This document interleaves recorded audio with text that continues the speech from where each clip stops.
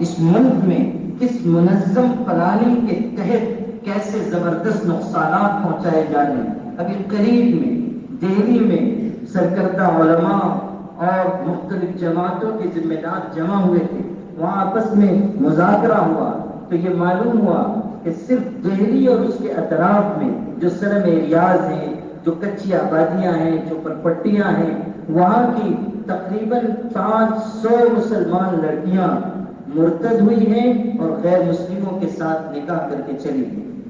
500! آپ سوچئے یہ کوئی معمولی تعداد نہیں ہے۔ مہاراشٹر میں خود اس گجرات میں کتنے علاقے ہیں جہاں کالجز میں پڑھنے والی مسلمان لڑکیوں کو پلاننگ کے تحت ورغلایا جا رہا ہے اور بے حیائی کے راستے سے اقتدار تک پہنچایا جا رہا ہے۔ بھوپال ہم لوگ ابھی گئے تھے اگست میں 2-3 مہینے پہلے، وہاں مسلم پرسنل اللہ بورڈ کی خدمت کرنے والی اصلاح معاشرہ کی ذمہ دار بہنوں نے ہم لوگوں کو یعنی بورڈ کے خادموں کو یہ بات بتائی کہ ہمارے یہاں ایک سال میں ہمارے بھوپال کے ایک زیادہ بڑی مسلم آبادی والے علاقے سے 100 سے زیادہ مسلمان لڑکیاں اور عورتیں غیر مسلموں کے ساتھ چلی گئی ہیں، مرتد ہو گئی۔ صرف لڑکیاں نہیں، عورتیں بھی، جن میں بچے والی عورتیں، وہ اپنا دین ایمان، اپنی حیا، اپنا ضمیر، اپنی شرم سب بیچ کر جا رہی ہیں۔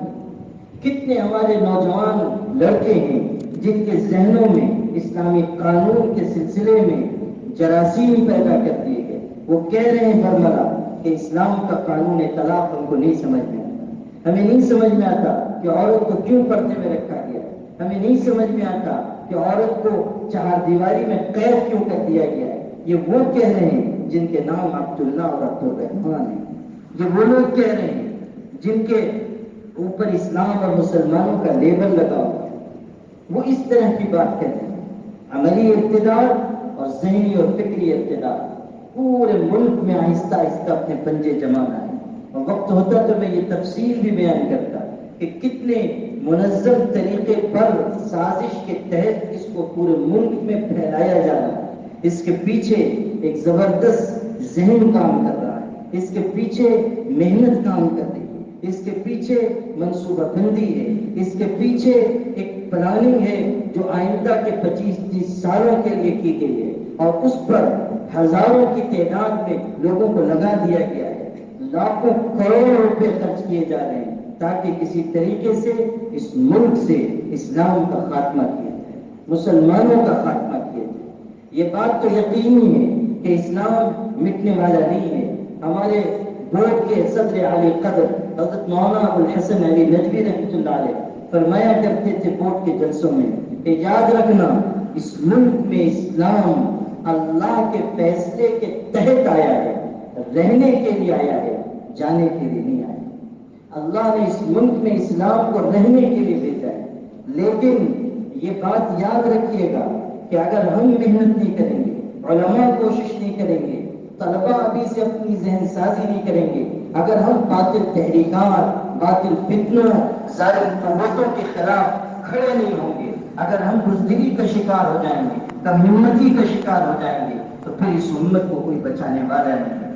سب سے بڑی آواز اگر ایمان کے بچانے کی کہیں سے اٹھتی ہے وہ مدرسہ ہے۔ سب سے طاقتور تحریک اگر ایمان کے نشر و اشاعت کی کہیں سے کھڑی ہوتی ہے مدرسہ ہے۔ میں صاف کہتا ہوں کہ مسلمانوں کی تمام جماعتیں، تمام تنظیمیں، تمام تحریکات وہ سب ایک طرف ہیں، مدرسے کی خدمت ایک طرف ہے۔ کوئی تحریک اور تنظیم صیانت اسلام، حفاظت اسلام، تبلیغ اسلام، نشر و اشاعت اسلام، باطل تحریکات کے مقابلے اور فتنوں کے انسداد کے لیے وہ کوشش نہیں کر سکتی ہے جو کوشش مدرسہ انجام دیتا ہے، وہ کوشش جو مدرسے کے لوگ خدمت کے طور پر امت کے سامنے پیش کرتے ہیں۔ اس لیے مدرسے میں پڑھتے ہوئے اپنے اندر ہمت، قوت پیدا کیجیے اور باطل تحریکات کو سمجھیے، اپنے اکابر کی سوانح اور سیرت پڑھیے۔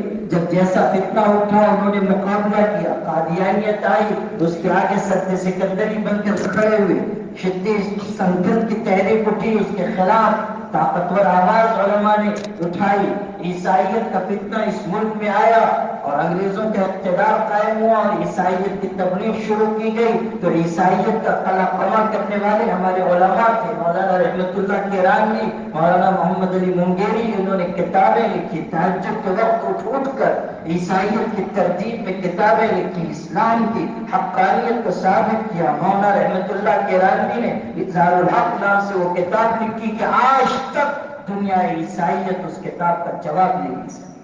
हमारे बड़ों ने और बुजुर्गों ने हर दौर में खिदमत अंजाम दी है। आज वक्त आया है कि हम उनकी औलाद, उनके अखलाक, उनके नक्शे कदम पर चलने वाले, उनके नाम लेवा और उनके सीरत व सवाने के हवाले से अपने जिंदगी का अमल मुरतब करने वाले हम भी एक मर्तबा अज़्म के साथ, हौसले के साथ, इस्तिकामत के साथ, हिम्मत के साथ, इक़्तिदार के साथ बड़ों की सरपरस्ती में इन फितनों के मुकाबले के लिए आगे आए।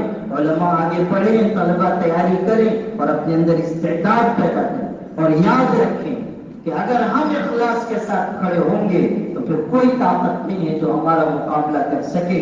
ये किरण जो मदरसे से निकलेगी और फूटेगी वो सारी जुल्मतों पे भारी होगी। नूर की ये किरण जुल्मात पे भारी होगी।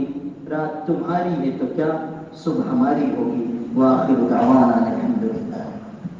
दोस्तों, हमारे वीडियो आपको अच्छे लग रहे हो लाइक कीजिए, ज्यादा से ज्यादा शेयर कीजिए और प्लीज सब्सक्राइब करना ना भूलिए।